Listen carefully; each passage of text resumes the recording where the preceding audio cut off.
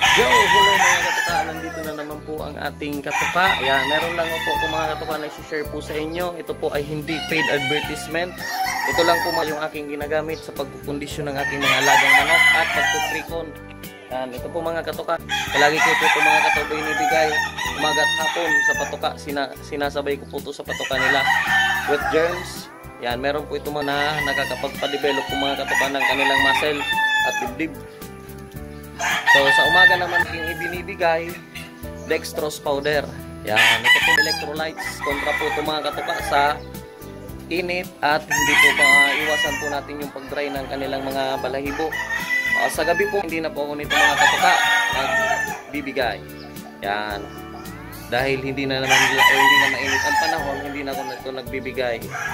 Sinasabayan ko na lang po sa pangbibigay ko sa kasabay ng dalawang yun ay skim milk.